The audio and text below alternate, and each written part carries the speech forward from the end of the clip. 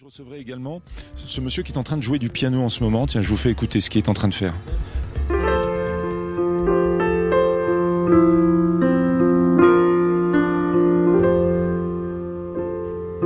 Il s'appelle John Steers, vous l'avez peut-être vu et entendu à la télévision, eh bien vous allez le revoir et le réentendre à la télévision, puisque c'est lui qui va représenter la Suisse lors de la prochaine édition du concours de l'Eurovision, et ça se passera à Rotterdam. Je parle sous l'autorité de Jean-Marc Richard, qui sera également notre invité. De toute façon, dès qu'on parle d'Eurovision, il faut que Jean-Marc Richard soit là pour être sûr qu'on ne se trompe pas et qu'on ne dit pas de bêtises.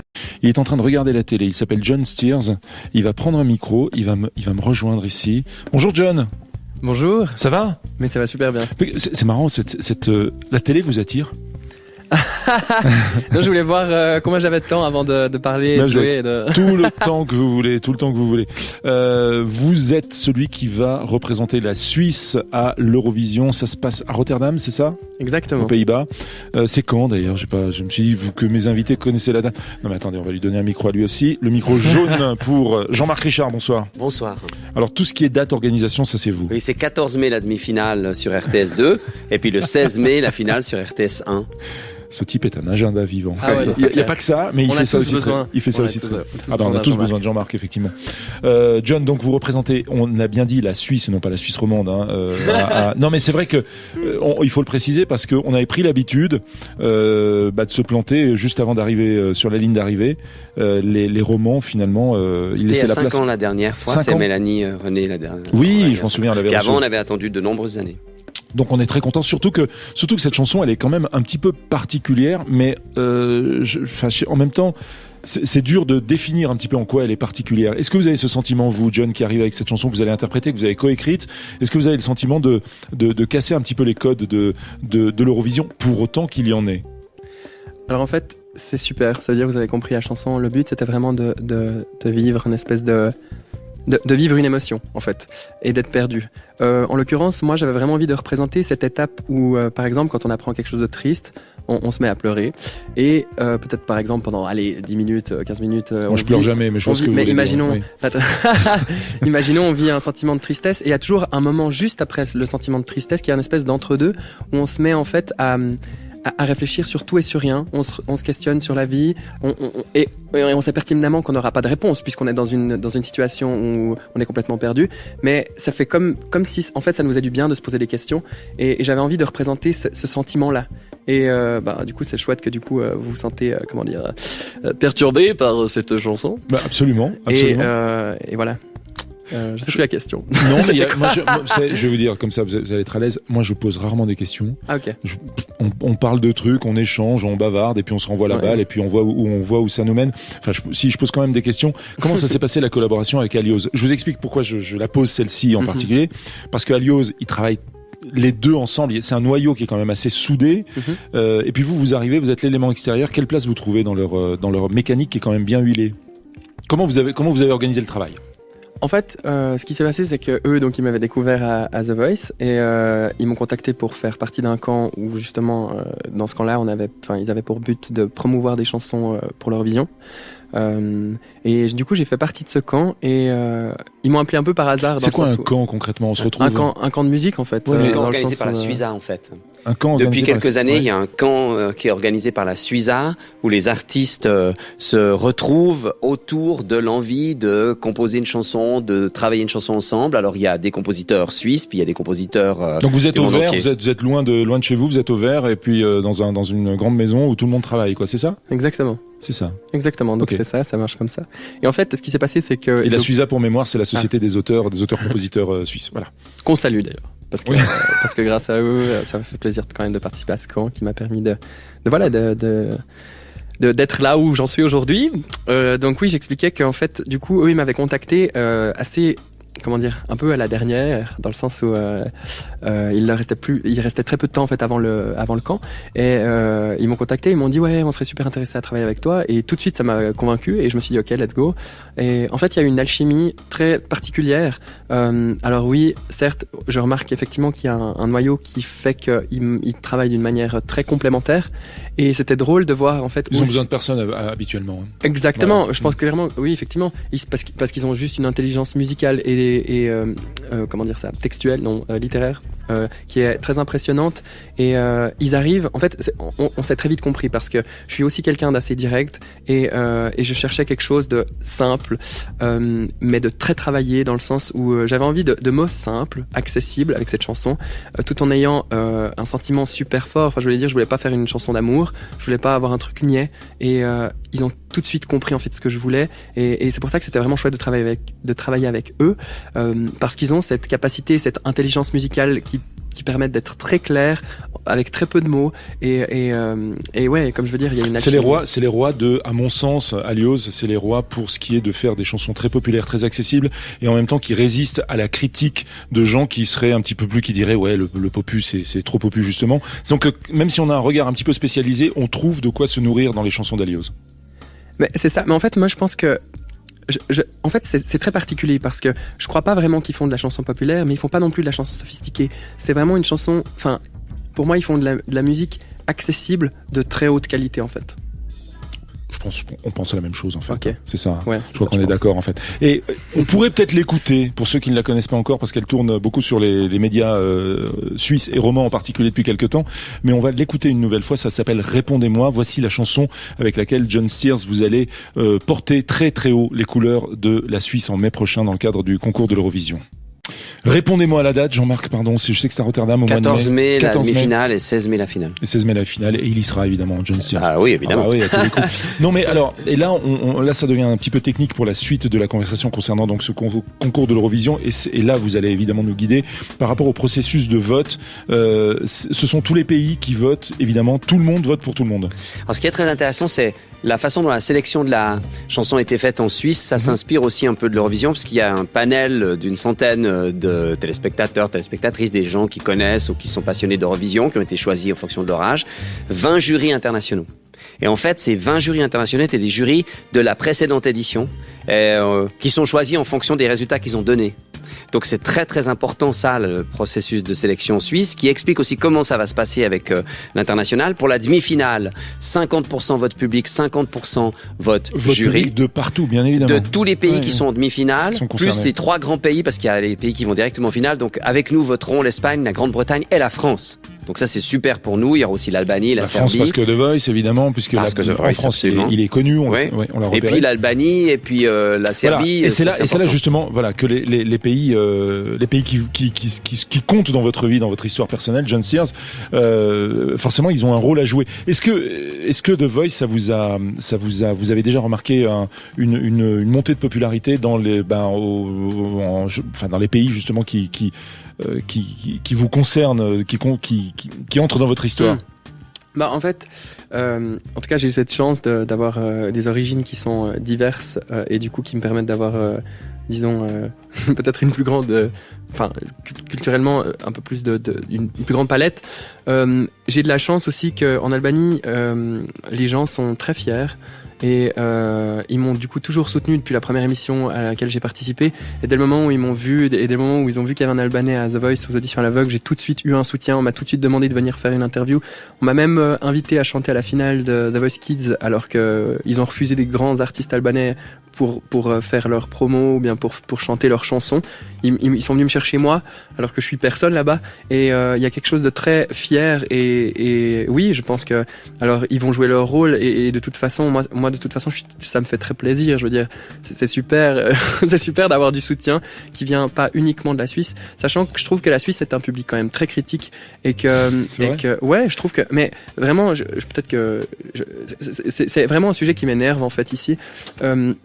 Souvent, par exemple, on préfère aller chercher les premières parties à l'étranger et puis sous prétexte qu'ils viennent de l'étranger, et à chaque fois ça fait vendre beaucoup plus que quand c'est des artistes suisses, alors qu'il y a énormément de bons artistes suisses et je comprends pas pourquoi on les met, enfin pas jamais, bien sûr que non, il faut pas que je fasse des généralités, mais souvent on préfère aller chercher des gens à l'extérieur, comme si on croyait pas en fait au potentiel de notre pays et comme si on n'avait pas cette fierté, comme si on n'avait pas le droit d'être fier en fait. Mais maintenant qu'on vous a vu à la télé française, on va vous mettre en première partie. Forcément, puisque oui, il est suisse, oui, mais on l'a vu à la télé en France, donc ça peut peut-être se produire. Justement, on est obligé d'interrompre le programme quelques instants parce qu'il y a une urgence sur la route. John Steers, vous parlez de cette... bah oui, mais c'est comme ça, c'est les urgences. Non, mais c'est effectivement très dangereux ce qui se passe sur la route et on est obligé de le préciser, de le signaler. Vous parlez de ça parce que c'est quelque chose que vous connaissez, parce qu'on pourrait dire que vous êtes un enfant de la télévision et que vous avez fait tout ce qu'on sait de vous, que vous l'avez fait à la télévision, mais je sais que vous êtes passé par la Gustave Academy, qui est une très bonne école, fribourgeoise d'ailleurs, fribourgeoise maintenant, qui s'est généralisée un petit peu partout en Suisse, et qui défend et qui promeut les talents et qui les porte. Je sais que vous avez joué à Bulle, au Francomania de Bulle. Enfin, je veux dire, vous n'êtes pas uniquement derrière sur un écran plat, quoi. Ah, bien sûr que non. Non, en fait, je pense que si j'ai participé à autant d'émissions, pardon. Ah, joli lapsus. Je pense que si j'ai participé à autant d'émissions, c'est juste parce qu'en fait, je trouve pas énormément de tremplin pour pouvoir nous mettre en avant, et je pense que je suis quelqu'un de tellement impatient et j'arrive pas justement à avoir peut-être cette sagesse d'attendre et de me dire ok, on va construire les choses doucement. En fait, je sens une espèce d'urgence en moi de délivrer un message, et c'est pour ça que je me permettrai pas sous prétexte que c'est mal vu, parce que souvent on me l'a dit, et c'est même un des... Quoi, de passer à la télévision? Ouais, exactement. Non, mais quand j'ai passé à The Voice, il y avait même un type de la production de The Voice qui m'avait dit, toi, tu fais The Voice, j'imaginais pas que je pensais pas que t'étais une personne, un genre de personne à faire The Voice.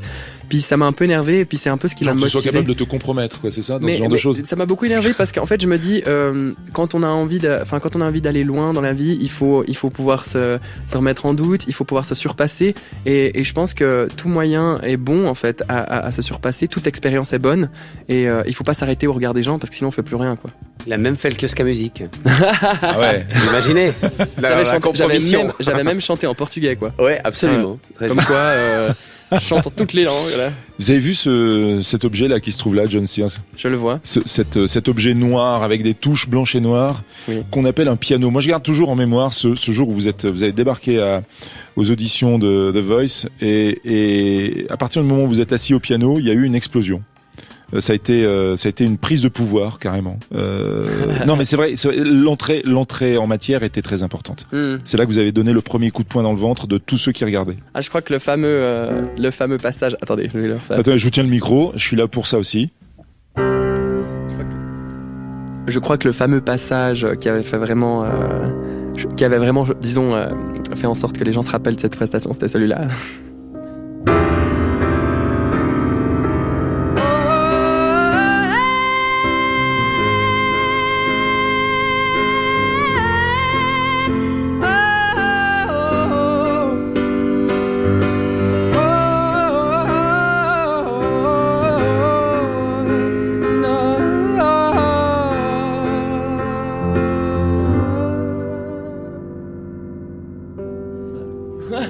C'est ça, vous en êtes sûr? C'était ça, ouais, je crois.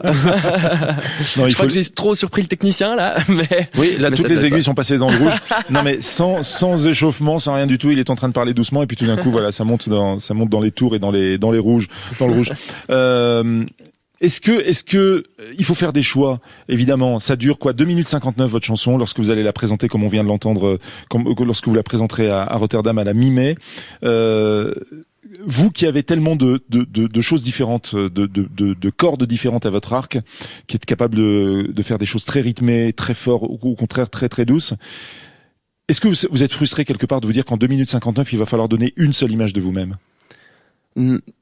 Alors frustré, Bon, le mot est trop fort. Trouvez-en un autre. Je vous laisse trouver celui qui vous convient mieux. En fait, c'est très intéressant ce que vous dites. Enfin, dans le sens où je pense que c'est l'exercice le plus dur en fait d'un musicien, d'un chanteur, de devoir se présenter en un temps limite, mais un temps particulièrement limité, parce que quand on a 3 minutes, on n'a pas le droit à l'erreur, et on a l'impression en fait qu'en 3 minutes, avec une chanson, enfin, on nous met une étiquette en 3 minutes.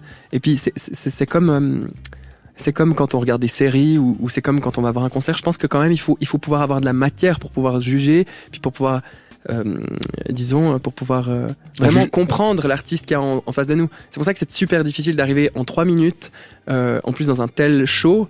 Donc c'est clair que ça met la pression. Vous en avez vu d'autres, des pressions, des shows, des lights, tout ça, des plateaux TV. Oui, mais c'est pas la même chose. Et souvent on me pose la question, est-ce que ça a été bénéfique? Est-ce que ça m'aide aujourd'hui en fait, le fait d'avoir fait d'autres émissions? Et je pense que effectivement, peut-être que au niveau de la communication, ou bien au niveau du regard avec les caméras, de comprendre un peu plus le milieu télévisuel, ok, j'ai gagné en expérience. Mais après, ça reste un plateau. J'ai l'impression qu'à chaque fois qu'on change de plateau, c'est comme si on était sur un terrain de foot et puis qu'on jouait avec des tailles de terrain différentes, en fait. On se retrouve dans 30 secondes. On est obligé de revenir à cette information très grave. John Steers, pour parler de votre participation à l'Eurovision pour les couleurs de la Suisse. On y revient dans 3 secondes. John Steers, autre question que j'aurais souhaité vous poser concernant le fait que vous allez interpréter une chanson que vous avez composée. Je ne sais pas si Jean-Marc Richard, est-ce que c'est fréquent justement que les participants au concours de l'Eurovision arrivent avec soit plus que des interprètes? Ça arrive quand même assez régulièrement. Mais que ce soit travaillé comme ça dans un camp d'écriture, c'est relativement nouveau. C'est-à-dire que l'artiste qui va l'interpréter joue un rôle central, c'est relativement nouveau. Il y a quelques pays qui font effectivement la même démarche que la Suiza, mais il y a encore quelques années, c'était vraiment compositeur, et rien que compositeur, avec une toute petite participation de l'interprète. Et on a vu les chansons qui gagnaient, par exemple, il y a quelques années, c'était que des interprètes mais depuis Salvador Sobral, depuis le Portugal, il y a quelques années, en fait, ça a changé parce que lui, il avait écrit cette chanson avec sa sœur, donc les gens commençaient à évoluer un peu. Mais c'est quand même quelque chose de très important pour le jury. C'est-à-dire que les jurys qui vont voter, ils tiennent compte de ça. C'est-à-dire qu'ils tiennent compte de l'interprète, mais ils tiennent compte aussi de ce qui est construit dans la chanson. Et je pense que pour le jury, c'est important. Le public, ils font pas la différence, que des fois, les commentateurs dans les cabines, ils ont tant le dire que c'est seulement un interprète, ou que, entre guillemets, ils disent pas seulement, mais c'est un interprète et tout. Mais je pense pour le jury, c'est important. Pour le jury, ça peut rajouter jouer, peut-être. Ouais. Ça aide à l'interprétation, évidemment. Si vous avez écrit une chanson, si vous avez participé à son écriture, vous êtes plus dedans. J'imagine. Ah non, mais en fait, en m'inscrivant dans le concours de l'Eurovision, j'accepte de soit être juste l'interprète, ou soit de donner ma chanson si il le désire. Et je pense qu'honnêtement, maintenant que je peux le dire, je pense que j'aurais pas accepté ni l'un ni l'autre si on m'avait séparé de ma chanson. Enfin, c'est pas je sais que j'aurais pas accepté ça. Parce que, pour moi, c'est essentiel de pouvoir présenter quelque chose qui me ressemble à 100%. Qu'est-ce que ça représente pour vous, John Steers, l'Eurovision? On dit que c'est quelque chose qui intéresse surtout les gens qui ont 50, 60, 70 ans. Non, mais c'est vrai, c'est l'un des reproches qu'on fait à l'Eurovision. Je vais pas me tourner vers Jean-Marc Richard, je sais quelle est son opinion par rapport à ça, mais on a effectivement quelqu'un qui a beaucoup moins que ça. Vous avez 20 et quelques années, ça fait pas très longtemps. Ouais. Voilà. Donc vous êtes un contre-exemple de tout ça. Dites-moi ce que ça représente pour vous. Je pense qu'aujourd'hui, honnêtement, l'Eurovision, c'est plus un truc vieillot, parce que quand on regarde par exemple la carrière de celui qui a fini 2e l'année passée, de Mahmoud, il fait une tournée européenne. Mahmoud, est-ce qu'on peut en écouter un petit peu en fond? Je sais qu'il est dans la machine, on l'a sorti. L'italien. Yes. Très bien. Oui, pardon, très bien. Yes, it is. Yes. Si. Et puis c'est la même chose avec Lucas aussi, qui fait une tournée européenne, et je veux dire, non, je pense que c'est plus qu'un tremplin, quoi. Et c'est très intéressant ce que vous dites, parce que effectivement pour les téléspectateurs c'est à peu près cette tranche d'âge. Mais il faut savoir que pour les internautes et pour beaucoup de télévisions dans le monde, un peu moins chez nous mais ça commence, ça s'est rajeuni de 20 ans en 4 ou 5 ans, la moyenne d'âge. En 4 ou 5 ans d'Eurovision, ça s'est rajeuni de 20 ans, vous imaginez? Et le site internet, les applications et les réseaux sociaux de l'Eurovision, 2 semaines avant l'Eurovision, pendant l'Eurovision, c'est le site le plus consulté au monde. Et il faut savoir que l'Eurovision, c'est le 2e spectacle après la finale de Coupe du Monde, le plus regardé au monde. Donc ça s'est beaucoup rajeuni. Et même les gens de l'UER, ils étaient stupéfaits de voir ça. C'est-à-dire qu'à un moment donné, effectivement... L'Union européenne des radios et des... Voilà, exactement. Qui organise les BU, comme disent les Britanniques, les anglophones. Et donc, eux qui organisent le concours depuis des années, depuis son origine, ils étaient très étonnés eux-mêmes que ça se rajeunisse autant. Mais parce que tout à coup, vous avez eu des chanteurs qui avaient participé à des concours comme The Voice dans tous les pays, et c'était regardé beaucoup par les jeunes, et ensuite ils allaient dans la finale internationale, parce que certains pays se sont dit, c'est pas seulement la jeunesse du chanteur qu'il faut, mais il faut qu'on travaille sur le concept de la chanson, et donc ça s'est énormément rajeuni. Ce serait bien que toutes les grandes émissions musicales, même Radio Paradiso, puissent avoir un rajeunissement de 20 ans, ou Kiosque à musique, vous imaginez, de 20 ans en à peine 4-5 ans. Nos auditeurs ont 25 ans de moyenne. Ah oui, alors ça sera pas tellement possible. Donc, ça sera pas nécessaire. Kiosque à musique, c'est un peu moins quand même. John Sears, j'aimerais vous laisser le mot de la fin et vous proposer de vous tourner vers le piano. Vous faites absolument comme je vous l'ai dit avant le début de cette émission. Il est à votre disposition ce piano. Faites ce que vous voulez. Vous avez un micro pour chanter. J'ai combien de temps? Je sais pas, 40 secondes. Non, je plaisante. Laissez-vous porter, regardez pas l'heure. Et puis, dans quelques minutes, on parle du QI Jazz Festival avec Jean-Yves Cavin, son directeur.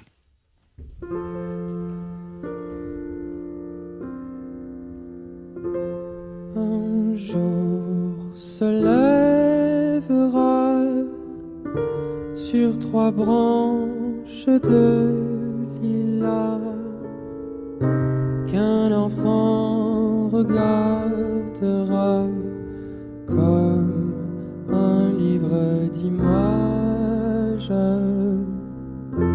Le monde autour de lui sera vide et c'est ainsi qu'il inventera la vie à sa première page.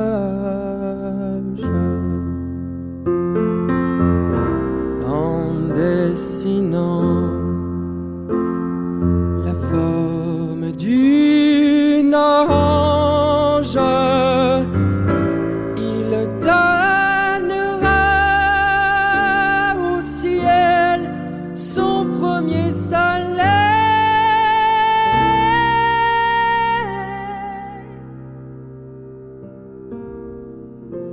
En dessinant l'oiseau, il inventera la fleur. En cherchant le bruit de l'eau, il entendra le cri du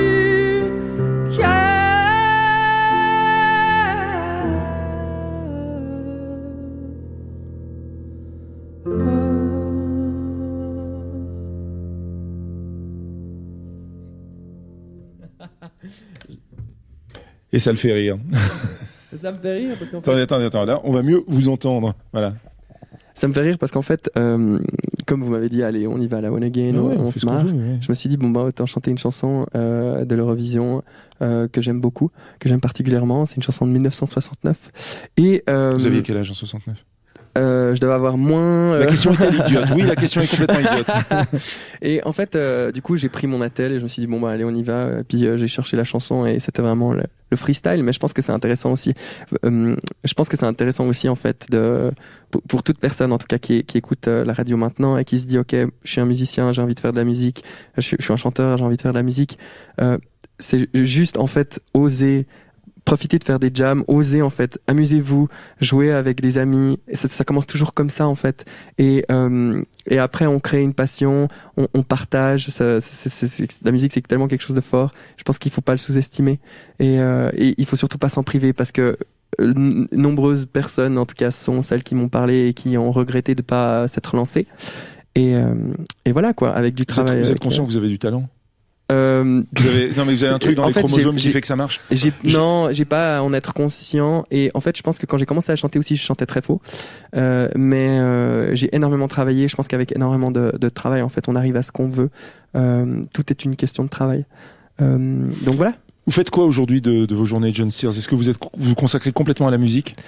Alors oui, aujourd'hui, je me consacre entièrement à la musique, même si c'est compliqué parce que j'essaye de vivre avec, mais pour le moment c'est compliqué parce que j'ai pas encore la notoriété qui me permet de faire des tournées et tout ça. Mais oui, moi j'aimerais en vivre juste normalement et pouvoir juste continuer à toucher les gens en fait, comme quand j'ai commencé à faire de la musique. Moi ce qui m'a motivé à faire de la musique, c'est quand j'ai vu mon grand-père pleurer et je me suis dit ok, si j'arrive à créer ça chez quelqu'un, j'ai envie de créer ça toute ma vie en fait, et de pouvoir émouvoir. Vous y arrivez pas mal. Vous vous en rendez compte? Non, mais en fait, je pense pas que je crois que quand on est artisan de la musique, parce que j'aime pas trop le terme d'artiste, mais quand on est des artisans de la musique, c'est un peu, c'est en fait, même si on est dans la lumière, au final, notre intérieur, il est vraiment dans l'ombre et on peut pas vraiment se rendre compte parce que j'ai l'impression qu'il y a, on a tellement envie de de faire du bien, qu'on pense plus trop à se faire du bien, soit dans le sens où ça veut pas dire que quand je chante je me fais pas plaisir, c'est pas ça du tout. C'est juste que j'espère en tout cas que les gens sont touchés et que les gens en tout cas ça leur plaît quand je chante et quand je peux leur interpréter des chansons. Et moi mon but c'est de pouvoir être heureux de ça et de continuer à toucher les gens. Mais comme je disais avant, c'est pas toujours évident parce que du coup, puisqu'en tout cas moi j'essaye d'être conscient des choses, mais sans jamais y arriver, parce qu'au final c'est comme l'artisan, comme je disais avant, quand il construit une marionnette, je sais pas, il va la vendre, il va pas se dire est-ce qu'elle a plu cette marionnette, est-ce qu'aujourd'hui elle sert encore, il va juste se dire ok, enfin lui il pense ça dans sa tête, mais au final nous ce qu'on voit c'est ok, il a vendu une marionnette. Et c'est un peu la même chose, c'est des fois j'aimerais bien voir en fait les gens après, mais 5 ans après, puis de savoir. Est-ce que tu aimes toujours ma chanson? Est-ce que tu l'écoutes encore? Est-ce qu'elle te touche exactement, encore? Exactement. Est-ce que j'ai servi à quelque chose? Et je me rends compte que par le biais de cette émission et par le biais des émissions que j'ai fait quand j'étais plus petit, ça me touche toujours quand je vois des personnes qui viennent et qui me disent merci, tu m'as aidé. Et moi, c'est pour ça que je fais de la musique.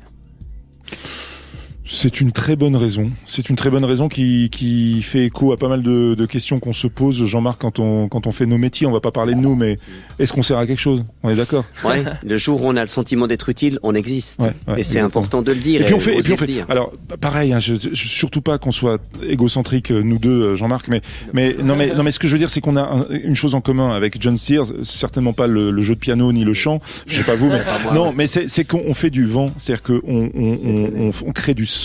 Et le son, une fois qu'on a fait ça, le claquement de doigts, il a disparu. Quelqu'un qui construit un mur, le mur il est là le lendemain, vous voyez. Et là le son il est parti. Et c'est vrai qu'on peut avoir ce genre de doute quand on construit cette matière sonore, parce qu'une fois que la chanson s'est terminée, on n'entend plus rien. Mais grâce par exemple à ce que vient de faire John, en chantant en interprétant la chanson à sa façon de Frida Bocara en 1969, il l'a fait revivre. Et en fait c'est ça aussi.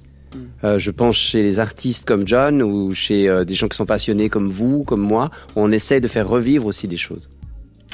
Merci beaucoup messieurs. John Sears à retrouver le 14 puis le 16 mai parce que vous serez en finale, il n'y a pas de raison, à Rotterdam pour défendre les couleurs de la Suisse. Belle route, que ça soit à Rotterdam ou ailleurs. Belle route et puis revenez nous voir, la maison est ouverte. Merci beaucoup. Merci Jean-Marc, merci Jean-Marc Richard. Merci. On vous regardera, enfin on vous suivra évidemment. Avec plaisir. Voilà, plaisir partagé.